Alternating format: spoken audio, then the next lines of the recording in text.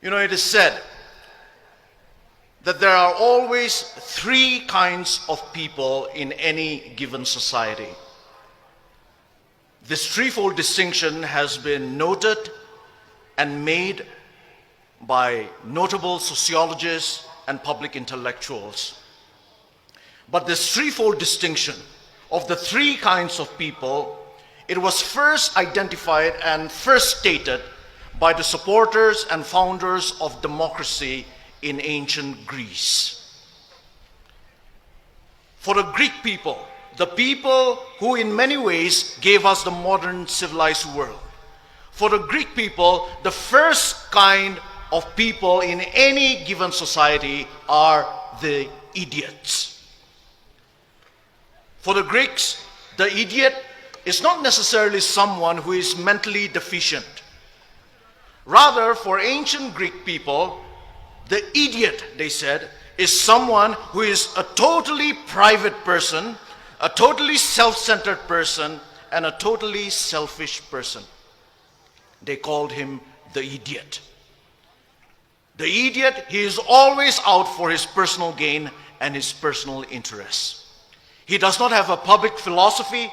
He has no knowledge, no skill, no character, and no virtues to be able to live and to be able to contribute in a flourishing society and community. He's all out for his personal pleasures and for his personal treasures. And the Greeks said that the idiot was just an upgraded barbarian. The first kind of person, the idiot.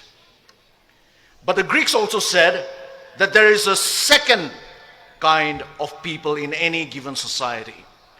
And the Greeks called these people the tribes people. When we say tribes people, we don't necessarily mean the fact of belonging to a certain tribe, which is a good thing. But when they use the word tribes people, the Greeks meant a tribal and a tribalistic mentality. And the Greeks said that tribes people are those people who are not able to think beyond their small tribe or their small groups. For tribes people, their primary allegiance, their only allegiance, and their ultimate allegiance is to their tribe. Their tribe is their God, and their religion is tribalism. And tribes people, the Greeks said, are always afraid of things that are different, that are a little alien to them. They are always suspicious and fearful. And they always dealt with different people and difficult situations with intimidation, with force, and with violence. And the Greeks also said that the ideal person for tribes people is the warrior, because tribes people are a war-making people. Their ideal is the warrior. But it was not so for the Greeks. For the Greeks, there was another kind of people, another kind of a person, and that was the ideal person. And the Greeks called this ideal person the citizen. The citizen. And here when we use the word citizen, we are not talking about legal status or political status. We are talking about the idea and the ideal of citizenship. And who is the citizen? The citizen, according to the Greeks, is someone who has the skills and the knowledge to live a public life, who is able to live a life of civility. The citizen recognizes that he or she is a member of a commonwealth and thus strives for the common good. That is the citizen. The citizen, yes, he or she knows his or her rights in a society. But he or she also knows his or her responsibilities to society. The citizen can fight for his rights, but always with an awareness of and with a respect for the rights and interests of others, of their neighbors. of the smallest of minorities, and of the worst of their enemies. And it is citizens, the Greeks said, that make up a civilized society.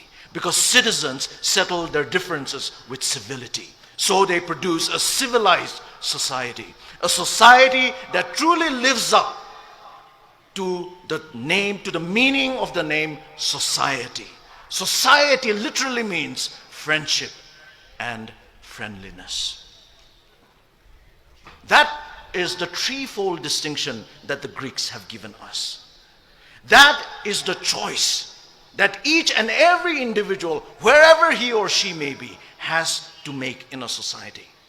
And I believe that that is the choice that starkly faces us Naga people today.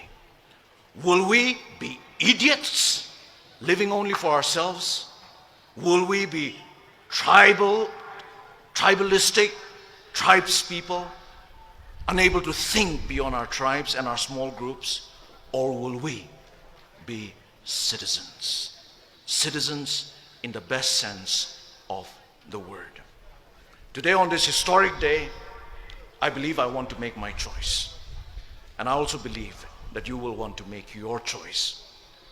And I hope you and I will take that right choice. And it is with that hope that I want to finally address you, ladies and gentlemen, as my fellow Naga citizens. May God bless you, and may God bless our Naga people. Thank you. Thank you, Dr. Ethio-Ca-Tube.